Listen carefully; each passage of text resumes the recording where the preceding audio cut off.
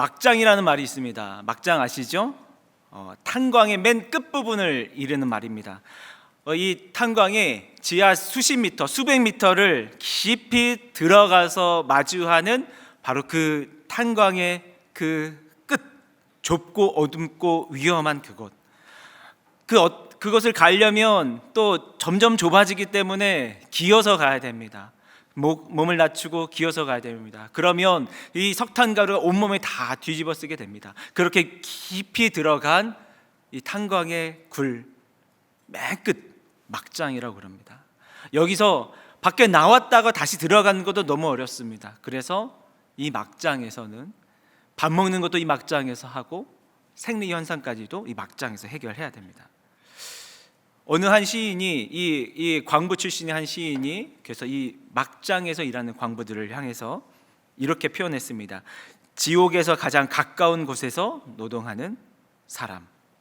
여기서 유래한 말이 막장입니다. 막장 인생, 막장 드라마, 막장이란 말이 여기서 유래됐습니다. 절망의 끝에 와 있는 사람들, 인생의 마지막 지푸라기를 겨우겨우 붙들고 살아가는 사람들, 막장 인생. 우리가 그렇게 이 용어를 사용합니다. 오늘 십자가에 달린 두 강도가 있는데 이들은 제가 표현한 대로 이 막장 인생입니다. 죽음의 문턱, 곧 있으면 죽을 맞이하는, 그렇게 피가 말라서 죽고 있는 인생의 막장에 온 두 사람, 두 강도입니다. 그런데 놀라운 사실이 있습니다. 오늘 이 말씀을 통해서 놀라운 사실을 발견하게 되는데, 바로 이 인생의 막장의 이 두 강도가 바로 그 인생의 막장에서, 삶의 끝자락에서, 죽음의 문턱에서 예수님을 만나고 있다라는 사실입니다. 여러분, 예수님께서 십자가에 달리실 때, 예수님께서 그 놀라운 십자가 사건이 일어날 때 가장 가까이 있었던 사람은 누구입니까? 예수님께 숨지실 때 마지막까지 그 예수님과 함께 머물렀던 사람은 누구입니까?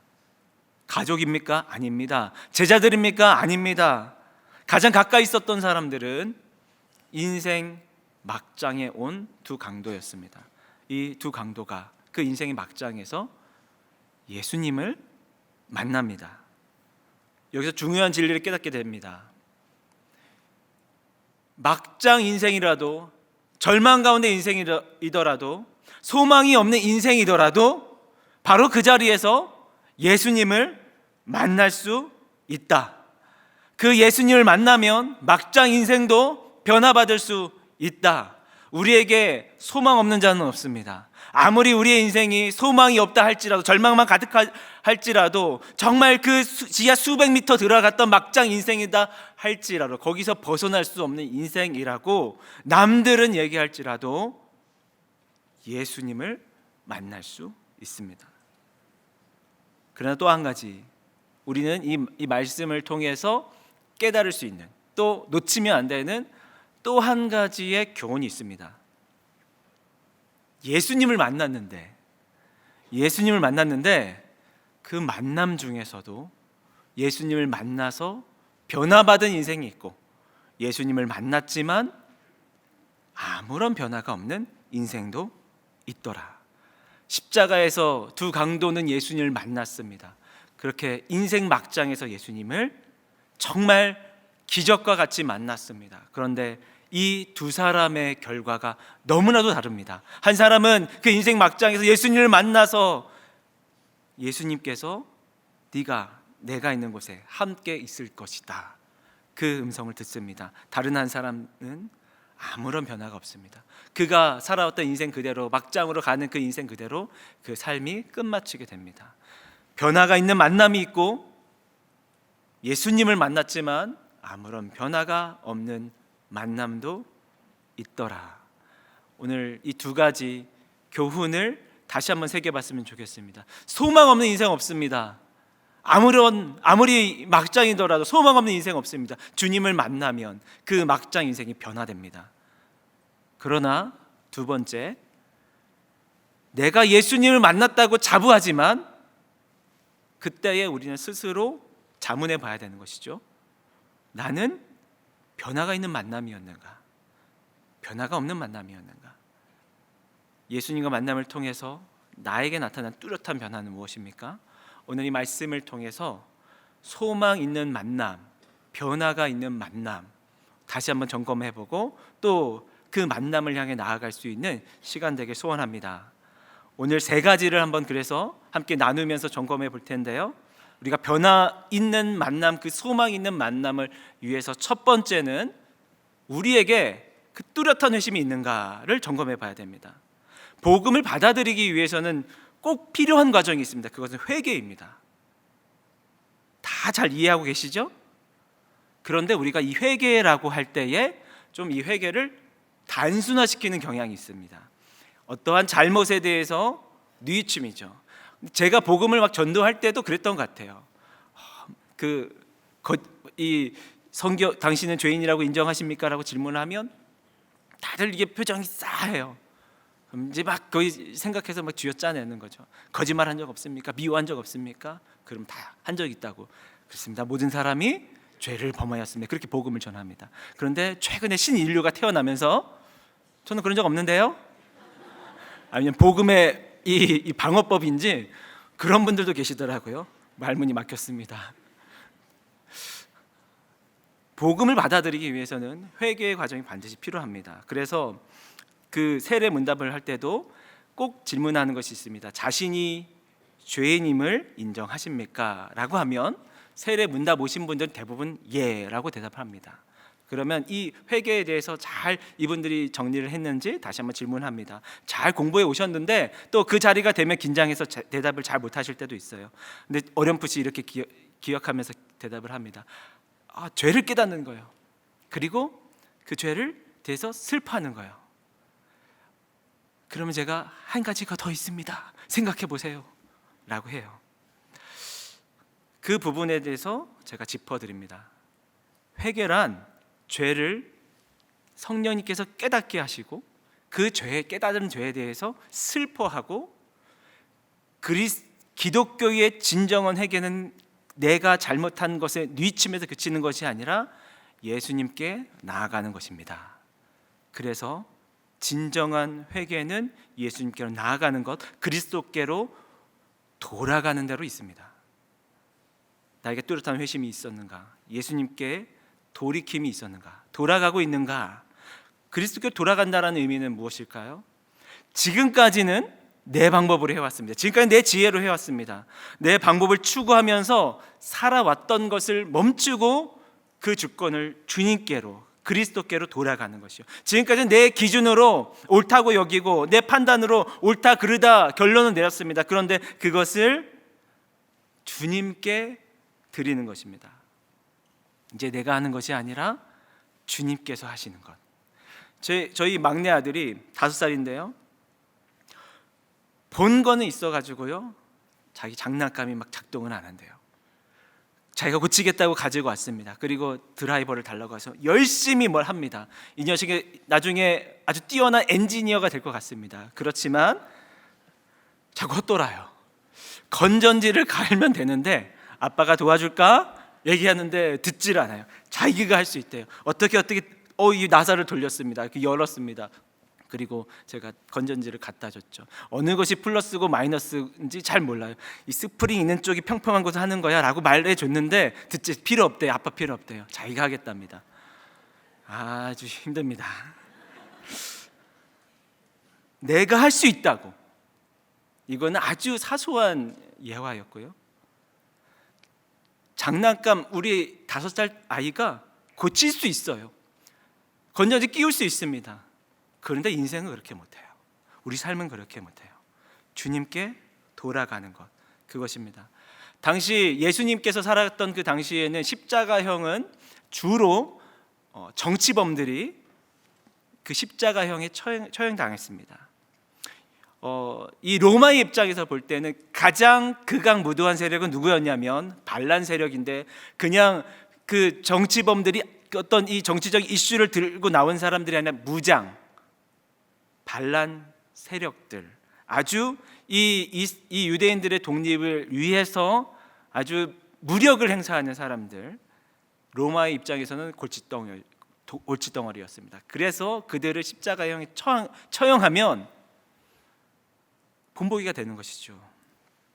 한 사람은 이 두 강도 중에 한 사람 아주 억울합니다. 나는 우리 민족을 위해서, 우리 민족의 독립을 위해서 한 것이라고, 대의를 위해서 한 것이라고, 내가 폭력을 썼지만 그것은 투쟁을 위한 방법일 뿐이었다고, 대의를 위한 희생일 뿐이라고, 어쩔 수 없는 살인이라고 그렇게 억울해합니다. 내가 내 기준으로, 내 생각으로 판단하고 있는 것이죠. 내가 재판석에 앉고 하나님을 피고인석에 올려놓으면서 하나님 도대체 뭐하고 있냐고, 하나님께서 침묵하시니까 제가 칼을 들고 일어나지 않았냐고 그렇게 당당합니다. 억울합니다. 예수님을 보면서 그래서 조롱합니다. 네가, 당신이 그리스도냐? 그럼 구원해봐라. 아주 억울하고 당당합니다. 우리도 억울합니다. 시대를 잘못 태어났습니다. 내가 이렇게 태어났습니다. 이 나라가 이렇습니다. 이 사회가 이렇습니다. 답답합니다. 환경이 이렇습니다. 너무나도 억울합니다. 어쩔 수 없는 것이라고. 이 시대에 신앙을 들고 살아가려면 어쩔 수 없는 선택이라고 그렇게 합리화합니다. 내 경험으로, 내 판단으로 재단하고, 내가 재판장에 서고 하나님을 피고석에 세우는 일이 이 강도뿐만 아니라 나에게도 일어납니다. 어떻습니까? 회심은 그런 겁니다. 그리스도께로 돌아가는 겁니다. 그리스도께서 내 인생의 보좌에 앉아 그 자리에 앉히는 겁니다. 그게 회심입니다. 변화가 있는 만남이요, 내가 여전히 주장하고 내 뜻대로, 내 방법대로, 내 계획대로 하고 있다면 정말 변화가 있습니까? 주님께로 돌아가야 됩니다. 다른 한 강도는 이렇게 이야기합니다. 누가복음 23장 오늘 본문 40절만 같이 한번 보겠습니다. 우리 40절, 누가복음 23장 40절 우리 함께 읽겠습니다. 하나는 그 사람을 꾸짖어 이르되 내가 동일한 정죄를 받고서도 하나님을 두려워하지 아니하느냐. 아멘. 다른 한 강도는 이렇게 얘기합니다.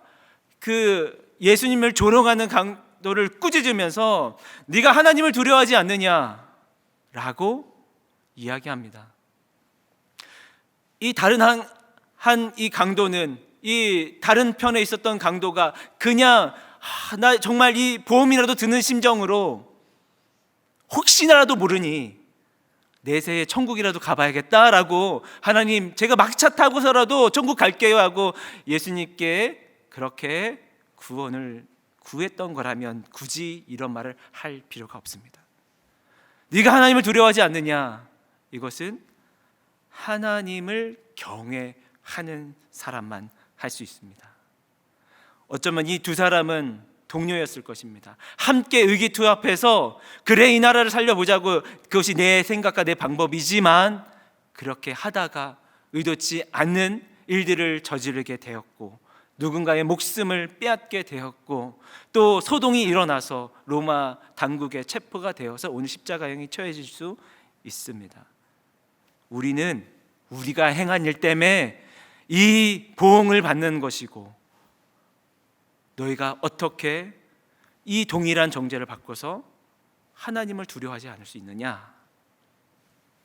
하나님께로 돌아간 사람, 그리스도께로 그 삶의 기준이 돌아간 사람, 그리스도를 의탁한 사람, 그것이 회심입니다. 내가 죄인됨을 인정한다는 것은 내 것을 내려놓고, 내 주도권을 내려놓고 하나님께 의탁하며 전적으로 하나님을 의지하는 것이 회심입니다. 고난이 축복이라고 말합니다. 왜 고난이 축복입니까? 괴로운 것이죠. 고난은 고통입니다. 고난은 우리를 힘들게 합니다. 그런데 어떻게 고난이 축복될 수가 있죠? 그것은 고난을 통해서 내가 겸손해지고 마음이 가난해져서 그리스도를 붙들고 그리스도께 나아간다면 그 인생은 고난이 축복될 수 있습니다. 오늘 이 막장의 인생이지만 그리스도께 돌아간 인생은 축복된 인생입니다. 오늘 우리가 그런 회심이 있습니까? 두 번째 우리가 점검해야 될 부분은, 두 번째는 삶의 의미를 발견했는가입니다. 삶의 의미를 발견했는가. 막장 인생인데 무슨 삶의 의미가 있겠습니까? 십자가에 달린 강도들은 이제 곧 죽거든요. 몇 시간이면 죽거든요. 인생 끝입니다. 더 이상 인생에 대해 생각 안 해도 됩니다. 그런데 예수님을 만나서 삶의 의미가 생긴 사람이 있습니다. 누가복음 23장 42절 말씀입니다. 바로 그가 예수님께 했던 고백입니다. 이르되 예수여 당신의 나라에 임할 때 나를 기억하소서 하니. 이 사람은 예수님을 만나 삶에 대해서 다시 생각하게 됩니다.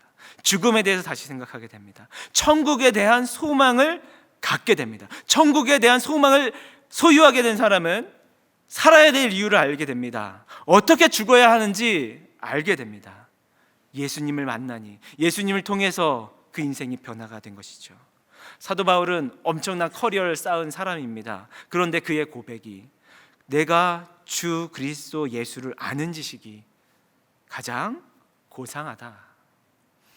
내가 이전에 살았던 그 쌓았던 커리어, 내 기준대로, 내 방법대로, 내 지혜대로 쌓았던 그 커리어들, 그 지식들은 다 배설물이다 이야기합니다. 삶의 의미가 그리스도 안에서 재정립된 겁니다. 진짜 삶의 의미를 찾게 된 겁니다. 제가 청년 때 일이었습니다. 어느 날 문득 산다는 게 필요하다라는 기분이 드는 거예요. 혹시 그런 기분 든 적 있으세요? 그때가 제가 인생을 이렇게 짧지만 되돌아보면 가장 힘들었던 때는 아니었어요. 그렇게 가장 힘들었던 때, 더 힘들 때가 많았습니다. 그런데 어느 날 그 시간 아주 생생하게 기억합니다. 아주 평화로운 오후였습니다. 근데 삶이 참 피로감이 느껴지고 지루한 거예요. 갑자기 이상한 생각을 하게 됩니다. 내가 왜 공부하고 있지? 왜 내가 밤새도 공부하고 있지? 좋은 학점 받아서 좋은 직장 가려고. 왜 내가 좋은 직장 가려고 하지? 돈 많이 벌려고. 돈 많이 벌어서 뭐 하지? 이게 자꾸 이상한 생각이 드는 거예요. 그럼 갑자기 그 생각 가운데 잠겨서 너무 삶이 지루한 거예요. 그냥 이렇게 살 걸 계속 그 다음을 위해서 쌓이지 않는 부를 잘 차곡차곡 채우려고 그렇게 뼈 빠지게 일하는 제 모습이 그려지는 겁니다. 왜 그렇게 살려고? 도대체 행복은 없는데 이렇게 살려고 오늘 내가 밤새면서 공부를 하고 있는 거야? 그러니까 그 한 낮의 평화로운 오후에 창문에서 뛰어내리고 싶더라고요. 창문을 봤습니다. 저희 집이 4층이었는데 무서웠어요. 그래서 살았습니다. 근데 제가 깨달은 게 있어요. 그때 살 이유가 없을 때 자살하는구나. 괴로울 때도 죽고 싶다라는 생각이 들 수 있는데 제가 가장 괴로울 때가 아니라 살 이유가 없을 때 굳이 살아야 될 이유를 모르겠더라고요. 제 인생 가운데 사영리가 들려졌습니다. 사영리 아세요? 사영리를 아십니까? 제1원리. 하나님은 당신을 사랑하시며 당신을 향한 놀라운 계획을 가지고 계십니다가 그때 제 마음에 들어왔어요. 하나님께서 내 인생에 놀라운 계획을 가지고 계시다고? 갑자기 살 이유가 생겨졌어요. 주님 안에서 삶의 의미를 발견해야 됩니다. 세상은 열심히 살아야 된다. 너 나중에 뒤처지지 않냐면 이렇게 준비해야 된다. 그래서 우리를 굉장히 열심히 살게 만들어요. 그런데 어느 날 정신 차리면 그게 굉장히 지루해요. 왜 살아야 되지? 왜 이렇게 열심히 살아야 되지? 삶의 의미까지 설명해 주진 않아요. 뭔가 모를 행복. 근데 그것의 실체를 알게 될 때에 공허감이 느껴져요. 삶의 의미를 주님 안에서 발견하는 거예요. 마태복음 6장 33절 말씀을 우리 같이 한번 읽어봤으면 좋겠습니다. 마태복음 6장 33절 함께 읽겠습니다. 그런즉 너희는 먼저 그의 나라와 그의 의를 구하라. 그리하면 이 모든 것을 너희에게 더하시리라. 아멘. 이게 삶의 의미입니다. 주님의 나라와 그의 의를 구할 때에 나머지는 하나님께 주시는 거예요. 그 나머지는 나한테 배설물과 같은 거예요. 버려도 된다는 것이요. 그러나 하나님께서는 때론 우리 삶에 필요한 그 필요들을 채워주세요. 막장 인생 그대로 두지 않습니다. 하나님 채워주십니다. 살게 하십니다. 천국 소망이 있다면 그 삶의 의미가 우리에게 찾아옵니다. 자, 세 번째 점검할 부분입니다. 삶의 의미를 점진적으로 찾아가고 있는가? 삶의 의미를 점진적으로 찾아가고 있는가? 이 세 번째입니다. 제가 함정에 빠졌어요. 하나님의 부르심이 단회적이라고 생각하는 거예요.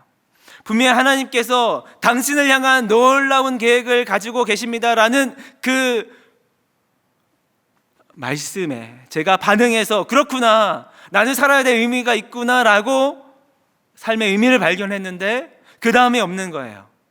단회적이라고 생각하는 거죠. 하나님 뭐죠? 제 인생 뭐죠? 어떻게 인도하시죠? 궁금하고 두렵고 조급한 마음이 예수님을 만난 후에도 찾아오더라고요. 예수님 만난 인생은 회심을 통해서 뚜렷한 변화를 경험하게 됩니다. 천국 소망 안에서 그렇구나, 삶의 의미를 발견하게 됩니다. 그런데 한 가지 더, 그 삶의 의미는 단번에 주어지는 것이 아닙니다. 우리가 살아가면서 점진적으로 찾아가는 거예요. 모세가 그랬습니다. 모세가 40대 때에 내 이 민족을 구원하는 구원자로 하나님께 나를 쓰실 거야 라는 담대한 마음으로 애굽 병사를 때려 죽인 다음에 그가 그 부르심이 단회적이라 생각하고 무너지고 도망자 신세가 됩니다. 하나님 안에서 점진적으로 찾아갑니다. 그가 80대 때에 다시 하나님께 부르심을 받게 됩니다. 누군가 저에게 예수님 만난 이후에 당신에게 있어서 변화가 무엇입니까? 라고 묻는다면, 우리가 교회에서 이 소그룹 모임하면서 1년에 한 번쯤 하는 질문이잖아요. 저는 이렇게 대답합니다. 저는 제가 살아가야 할 이유를 알게 되었습니다 라고 대답합니다. 저는 점진적으로 하나님의 저의 삶의 인도하심을 경험하게 됐던 것 같아요. 고3 여름에 예수님을 인격적으로 만났습니다. 그분의 십자가를 정말 들었으나 그제서야 깨닫게 되고 눈물로 회심하며 내가 죄인됨을 고백하고 내 삶의 주인이 하나님이시다라고 고백할 수 있었습니다. 그런데 저는 살아오면서 꿈도 비전도 없었거든요. 그냥 남들이 하니까, 그냥 남들이 공부하니까 그렇게 그냥 남들 하는 대로 살아갔어요. 무엇을 해야 될지, 무엇을 꿈꿔야 될지. 예수님을 만났지만 아직 그것이 저에게 자립지 않더라고요. 수능 시험도 치렀습니다. 운이 좋게도 준비한 대로 컨디션이 좋아서 점수도 나름 잘 받게 되었습니다. 그런데 꿈이 없었어요. 비전이 없었습니다. 점수를 받아놓고도 뭘 해야 될지 모르겠더라고요. 너는 민성아, 너는 어느 학교를 갈래? 어느 대학을 갈래? 그때 저에게 그 담임 선생님 물어보고 진로 상담을 해주실 때 저는 그렇게 대답했습니다. 군대 가고 싶어요. 제가 그때 만화책을 수능 끝나고 논다고 만화책을 봤는데 119 구조대에 관한 만화책을 보고 도전을 받아서 나도 사람을 살리는 사람이 되고 싶다. 수능 이거 보고 그래서 이렇게 찾아봤더니 119 구조대가 되려면 특전사, UDT 이런 특수부대를 나와서 특별 전형으로 구조대가 되더라고요. 그 구조대, 사람을 구하는 이 구덩이 딱 얼마나 멋있어요. 어린 마음에 그게 뭔지도 모르고 멋있어 보여가지고 그냥 멋있어 보여가지고 군대를 갈래요 했다가 난리가 났습니다. 심심하기도 하고 시간도 많았으니까 수능 마치고 책을 한 권 보는데 그때 유행했던 책이 오체불만족이라는 책인데 오토다케라는 일본 사람이 쓴 책입니다. 태어나서부터 팔 다리가 없는 그때 당시에 닉 부이치치와 같은 그렇게 도전을 줬던 사람의 책이었는데 그 책을 읽으면서 한 가지 깨닫게 돼요. 성경을 아니라 책을 통해서 하나님 또 인도함을 주셨습니다. 똑같은 고민을 하더라고요. 난 꿈이 없는데 그때 친구가 얘기했대요. 대학 가서 꿈을 찾으면 되지. 그래서 대학 가서 꿈을 찾으면 되는구나. 지금 당장 결정하지 않아도 되는구나 하고 대학을 진학하기로 마음을 먹습니다. 그해 인도에서 대지진이 일어납니다. 그래서 그 건물들이 다 무너져서 많은 사람들이 다 사망하는 사건이 일어났습니다. 튼튼한 건물이 없어서 사람이 죽는구나. 튼튼한 건물을 짓는 사람이 돼야 되겠다 하고 건축을 전공하기 위해서 원서를 냅니다. 근데 그 학교는 학부 제도로 이렇게 됐는데 나중에 친구의 한마디, 남자는 토목이지. 그게 뭔 얘기인지도 모르고 아 맞다 남자는 토목이지 하고 토목학과를 진학하게 됩니다. 누군가 저에게 제가 목회 길로 들어서고 나서 질문한 적이 있습니다. 목사님, 그 토목학과하고 목회하고 무슨 상관이 있어요? 저도 모르겠어요. 어떤 사람은 말합니다. 교회 건축은 잘하겠네. 토목 전공하신 분은 아시겠지만 교회 건축과 아무 상관 없습니다. 근데 이게 제 인생을 돌아보니까 제가 이제 신학을 하기로 결정하고 목회자가 되기로 결정했을 때 하나님께서 정말 이 세상에 가치 있는 일은 사람을 살리는 것, 그리고 이 땅에 하나님께서 창설하신 기관인 이 교회가 교회를 살리고 교회를 세우는 일이 이 땅에서 하나님 나라에서 정말 보람된 일이야라는 감동을 주셔서 그렇다면 하나님 제 인생의 풀타임을 그 일을 위해서 헌신하겠습니다 라고 했던 것 같습니다. 설교를 준비하는데 제가 그 만화책을 보면서 사람을 살리겠다고 119 구조대가 되겠다고 군대를 가겠다고 했던 그런 철없는 이야기가 사람을 살릴 수 있는 이 자리로 점진적으로 인도해 주셨다. 토목학과 아직도 목회와 무슨 상관이 있는지 발견을 못했으나 교회를 살리고 교회를 세우는 하나님 원리에 의해서 이 성전을 건축한 일에 맥락이 있다라는 제 결론이 나오더라고요. 우리의 인생은 하나님께서 점진적으로 인도하십니다. 오늘 이 한 걸음이 때로는 실수하고 실패하고 또 의미가 없는 한 걸음이라고 느껴질지라도 그 걸음 하나님께서 인도하셔서 하나님의 일들을 이루어 가십니다. 오늘 그 인생의 막장에서 천국 소망이 생긴 그 한 강도에게 예수님께서 이렇게 말씀하십니다. 누가복음 23장 43절 말씀입니다. 예수께서 이르시되 내가 진실로 내게 이르노니 오늘 내가 나와 함께 낙원에 있으리라. 내가 나와 함께 있으리라. 이것을 거꾸로 하면 내가 너와 함께 있으리라. 임마누엘, 하나님의 이름, 예수님의 이름을 그에게 말씀하십니다. 인생의 막장 있는 이 사람에게도 임마누엘 하나님이 임하시면, 하나님이 함께 하시면 그 인생 막장 아닙니다. 소망 있는 인생입니다. 그렇게 삶의 의미를 발견할 수 있습니다. 그 십자가에 달렸던 그 한 강도는 그 삶에서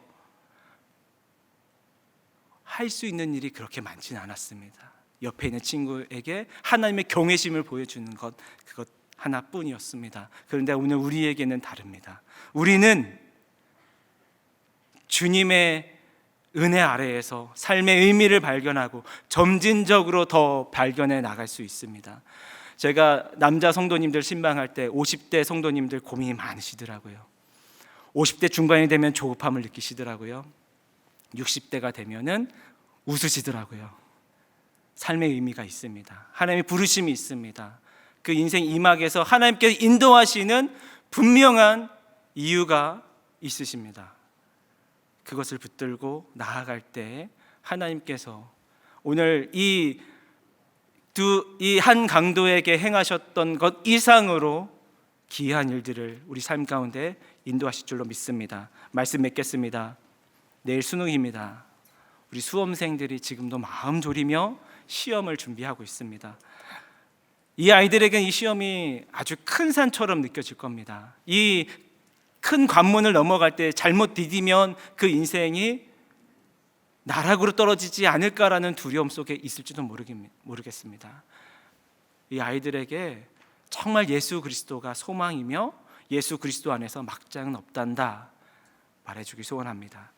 그 삶을 하나님께 의탁하면 하나님께서 네 인생 한 걸음 한 걸음 인도해 준단다. 그 안에 소망이 있다. 점진적으로 너의 삶을 하나님께서 인도해 주실 거야. 우리 인생에도 마찬가지입니다.